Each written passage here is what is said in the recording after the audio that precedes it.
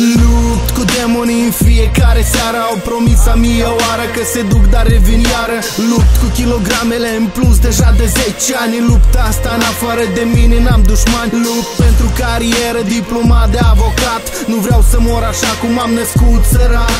Am luptat pentru o existență pe unde am putut. Am răspuns la întrebarea în Polonia ce-am făcut. Lupt cu toți, dar în primul rând cu mine. Să nu dau înapoi zi de zi, să fie bine. Să dau texte din mine în fiecare zi mai bune. Să trăiesc viața tot călătorind prin lume. Să nu fug, să nu fiu laș în fața la pericol. Să știu bine să mă țin, să nu arăt ridicol. Lupt să-mi pese de ce-mi zice lumea. Să învăț să le cravata în ring de la o lunea. Lupt în fiecare zi, îmi răspund la întrebarea a fi sau a nu fi.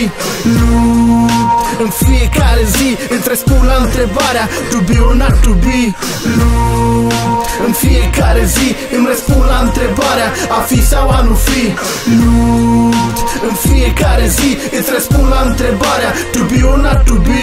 Înțeleg că lupta e mai grea an după an. Când mă lupt să stau acasă, dar am gata un geamantan. Lupt să iubesc viața indiferent de greutăți. Din orice să iau o lecție, că doar așa înveți. Am pus frunze de aloe în fiecare căzătură. Am luptat la piept cu soarta într-o luptă dură. Trag cu gloanțe din cuvinte, mă țin dârs după macaz. Duc războiul meu cu mine și nu-i pornit de azi. Am căzut, am șters praful, viața merge înainte. Să nu fi căzut lecția, nu aș ține o minte. Lupt să scriu statusuri fără expresii, să mă căci părinții îmi sunt prietenii în Facebook. Lupt singuratic, în sfârșit mi-am găsit haita. Lupt să nu mai url la lună în trecut când dau o raită.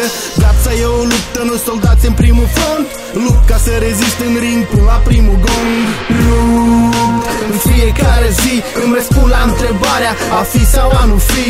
Lupt în fiecare zi, îți răspund la întrebarea to be or not to be. Lupt în fiecare zi, îmi răspund la întrebarea a fi sau a nu fi.